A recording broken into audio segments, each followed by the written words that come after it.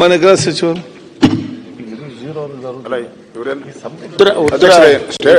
Reply ಮಾಡ್ತೀರಾ?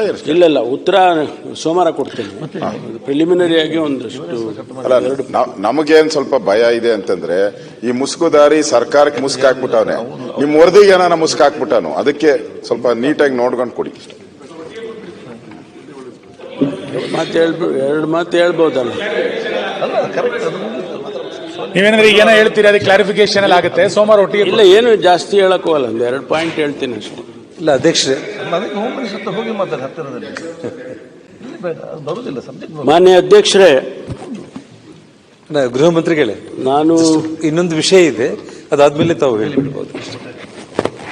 ಅಧ್ಯಕ್ಷರೇ, ಒಂದು ವಿಷಯ, ಮೊನ್ನೆ ವಿಜೇಂದ್ರ ಅವರು ಕೊಪ್ಪಳ ವಿಷಯ ಪ್ರಸ್ತಾಪ ಮಾಡಿದ್ರಲ್ಲ, ಅದ್ರ ಬಗ್ಗೆ ಅವರು ಉತ್ತರ ಹೇಳೋದಕ್ಕಿಂತ ಮುಂಚೆ ನಮ್ಮನ್ನು ಮಾತಾಡ್ಲಿಕ್ಕೆ ಕೇಳಿದ್ದೀರಿ.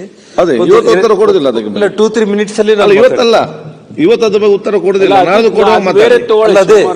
ಸೋಮವಾರ ಆ ವಿಷಯ ಕೂಡ ಇವಾಗ ನಾನು ಪ್ರಸ್ತಾಪ ಸೋಮವಾರ ಮಾಡಿ. ಸೋಮವಾರ ಒಟ್ಟಿಗೆ ಸೋಮವಾರ ಅವರು ಅಲ್ಲ, ಈಗ ಬೇಡ. ಈಗ ಯಾವುದ್ರ ಬಗ್ಗೆ ಚರ್ಚೆ ನಡೀತಾ ಇದೆ?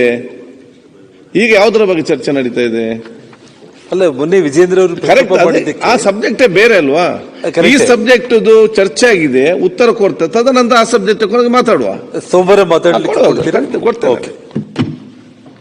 ಮಾನ್ಯ ಅಧ್ಯಕ್ಷರೇ, ತಾವು ಈ ಚರ್ಚೆಗೆ ಅನುಮತಿಯನ್ನು ಕೊಡ್ತಕ್ಕಂಥ ಸಂದರ್ಭದಲ್ಲೇ ನಾನು ಪ್ರಸ್ತಾಪ ಮಾಡಿದೆ. ಇದು ಇನ್ವೆಸ್ಟಿಗೇಷನ್ ನಡೀತಾ ಇದೆ. ಅನೇಕ ವಿಚಾರಗಳನ್ನು ಮಾನ್ಯ ಗೌರವಾನ್ವಿತ ವಿರೋಧ ಪಕ್ಷದ ನಾಯಕರು, ಸದಸ್ಯರು ಪ್ರಸ್ತಾಪ ಮಾಡಬಹುದು.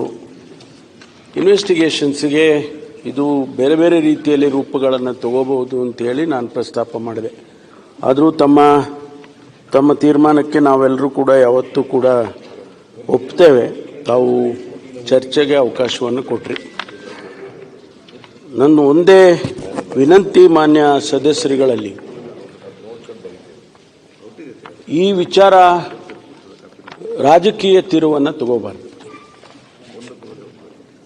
ಜೊತೆಗೆ ಧಾರ್ಮಿಕ ತಿರುವನ್ನು ಕೂಡ ತಗೋಬಾರ್ದು. ನಾವು ಸರ್ಕಾರ, ನಾವು ಯಾವುದೇ ಒತ್ತಡಕ್ಕೆ ಮಣಿದು SITಯನ್ನು ನಾವು ಮಾಡಿಲ್ಲ. Let me make it very clear.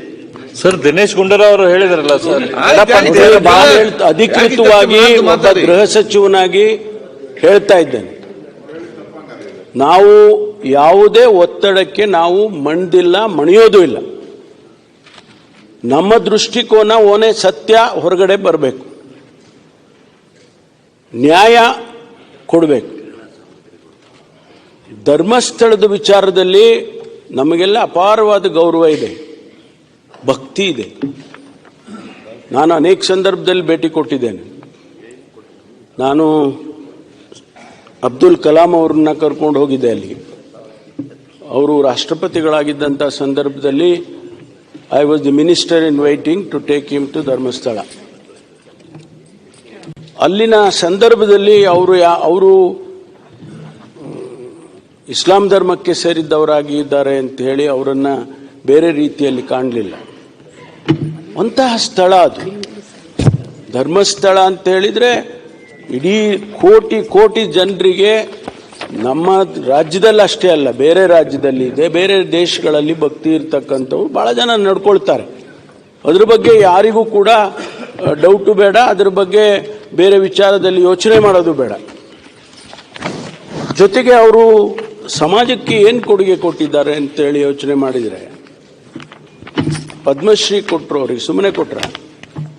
ಸನ್ಮಾನ್ಯ ವೀರೇಂದ್ರ ಹೆಗ್ಗಡೆ ಅವರಿಗೆ ಪದ್ಮಶ್ರೀ ಕೊಟ್ಟರು, ಸುಮ್ಮನೆ ಭಾರತ ಸರ್ಕಾರ ಕೊಡ್ತಾ? ಸಮಾಜದಲ್ಲಿ ತಾವು ಹೇಳಿದ್ರಿ, ಎಷ್ಟೋ ಜನ ಇವತ್ತು ಹೆಣ್ಣು ಮಕ್ಕಳೆಲ್ಲ ಬೀದಿಗೆ ಬರ್ತಾ ಇದ್ದಾರೆ ಇದರ ವಿರುದ್ಧವಾಗಿ. ಆ ಹೆಣ್ಣು ಮಕ್ಕಳಿಗೆ ಪ್ರತಿಯೊಬ್ಬರಿಗೂ ಕೂಡ ಒಂದು ಜೀವನವನ್ನು ಕೊಡ್ತಕ್ಕಂಥ ಕೆಲಸ ಧರ್ಮಸ್ಥಳದ ಸಂಸ್ಥೆ ಮಾಡಿದೆ, ಶಿಕ್ಷಣ ಸಂಸ್ಥೆಗಳು ಮಾಡಿದ್ದಾರೆ. ಸಾವಿರಾರು ಜನ ಮಕ್ಕಳು ಇವತ್ತು ಗ್ರಾಜ್ಯುಯೇಟ್ಸ್ ಆಗಿದ್ದಾರೆ, ಅವರು ಜೀವನಗಳನ್ನು ಕಟ್ಕೊಂಡಿದ್ದಾರೆ. ಆದರೆ ಇವ್ರ ಮೇಲೆ ಬಂದಂಥ ಆಪಾದನೆಗೆ ಸತ್ಯ ಹೊರಗಡೆ ಬರಬಾರ್ದಾ? ಅದನ್ನು ಹಾಗೆ ಇಟ್ಕೊಂಡು ಜೀವಂತವಾಗಿ ಅದನ್ನು ಹಾಗೆ ಇಟ್ಟು ನಾವು ಅವ್ರ ಮೇಲೆ ಆಪಾದನೆ ಇಡಬೇಕಾ? ಆ ಕಾರಣಕ್ಕಾಗಿ ನಾವು SIT ಮಾಡಿ ಸತ್ಯ ಶೋಧನೆ ಆಗಬೇಕು, ಇದರಿಂದ ಅವರು ಹೊರಗಡೆ ಬರಬೇಕು ಅಂತ ಹೇಳಿ ನಾವು ಮಾಡಿರ್ತಕ್ಕಂಥ, ನಾವ್ಯಾವ ಒತ್ತಡಕ್ಕೆ ಯಾರೋ ಹೇಳೋರು ಹೇಳ್ತಾರೆ, ಬೇಕಾದಷ್ಟು ಜನ ಹೇಳ್ತಾರೆ. ಇವತ್ತು ಆ ವ್ಯಕ್ತಿ ಬಂದು ತೋರಿಸಿದಾನೆ, ಹೌದು ನ್ಯಾಯದ ದೃಷ್ಟಿಯಿಂದ ನಾವು ಮಾಡುವಂತ ಕೆಲಸ, ಪೊಲೀಸ್ ಮಾಡುವಂತ ಕೆಲಸ ಮಾಡ್ತಿದ್ದಾರೆ. ಹಂಗಂತೇಳಿ ಅವನು ಏನು ಹೇಳಿದ್ರು ಕೇಳ್ಕೊಂಡು ಏನು ಹೇಳಿದ್ರು ಮಾಡ್ಕೊಂಡು ಹೋಗುವಂತ ಪರಿಸ್ಥಿತಿಗೆ ಪೊಲೀಸ್ ಇಲಾಖೆ ಬರೋದಿಲ್ಲ. There is an end to it. ಅಂತ್ಯ ಆಡ್ಲೇಬೇಕು, ಆಡ್ತೀವಿ. ಅವತ್ತಿಗಾದ್ರೂ ಸತ್ಯ ಆಚೆ ಬರುತ್ತೆ. ಅವತ್ತು ಆ ವ್ಯಕ್ತಿ ಏನು ಹೇಳಿದಾನೆ, ಇವತ್ತು ಅದು ಅಸತ್ಯ ಆಗಿದ್ರೆ ಕಾನೂನಲ್ಲಿ ಅವನ ಮೇಲೆ ಶಿಕ್ಷೆ ಮಾಡೋದಕ್ಕೆ ಅವಕಾಶ ಇಲ್ವಾ? ಈಗ ಹೊಸದಾಗಿ ಬಂದಿರತಕ್ಕಂಥ BNSS ನಲ್ಲಿ ಅದಕ್ಕೆ ಅವಕಾಶ ಕೊಟ್ಟಿದ್ದಾರೆ.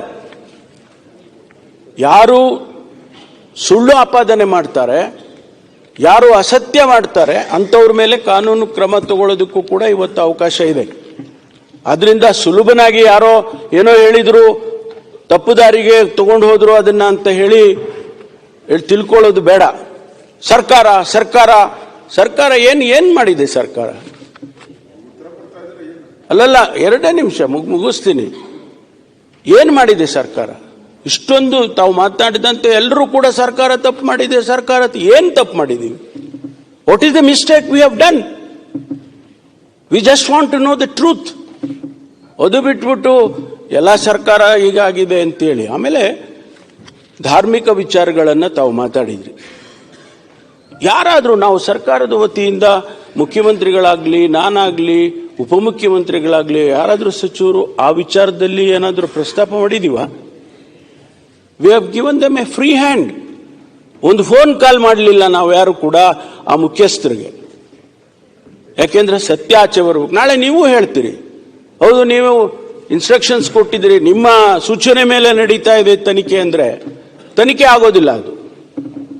ಆದ್ರಿಂದ ನಾವು ಇವತ್ತು ಮಾನ್ಯ ಅಧ್ಯಕ್ಷರೇ, ಈ ವಿಚಾರ ನ್ಯಾಯಯುತವಾಗಿರಬೇಕು, ಸತ್ಯ ಹೊರಗಡೆ ಬರಬೇಕು. ಇದರಲ್ಲಿ ರಾಜಕೀಯ ಬರಬಾರ್ದು, ಧರ್ಮನೂ ಬರಬಾರ್ದು, ನ್ಯಾಯ ಬರಬೇಕು. The truth has to come out in the framework of the law. ಅಷ್ಟನ್ನ ನಾನು ಹೇಳ್ತೇನೆ. ಉತ್ತರವನ್ನ ನಾನು ಸೋಮವಾರ ಕೊಡ್ತೇನೆ. ಧನ್ಯವಾದಗಳು. ಓಕೆ, ಇವತ್ತು ಬಹುಶಃ ನಾಳೆ ಸ್ವತಂತ್ರೋತ್ಸವ ದಿನ. ಕ್ಷಣ ಕ್ಷಣದ ಸುದ್ದಿಗಳಿಗಾಗಿ ಫ್ರೀಡಂ ಟಿವಿ ಸಬ್ಸ್ಕ್ರೈಬ್ ಮಾಡಿ, ಲೈಕ್ ಮಾಡಿ ಹಾಗೂ ಫಾಲೋ ಮಾಡಿ. ಹೊಸ ಸುದ್ದಿಗಳ ನೋಟಿಫಿಕೇಶನ್ಗಾಗಿ ಬೆಲ್ ಐಕಾನ್ ಮೇಲೆ ಕ್ಲಿಕ್ ಮಾಡಿ.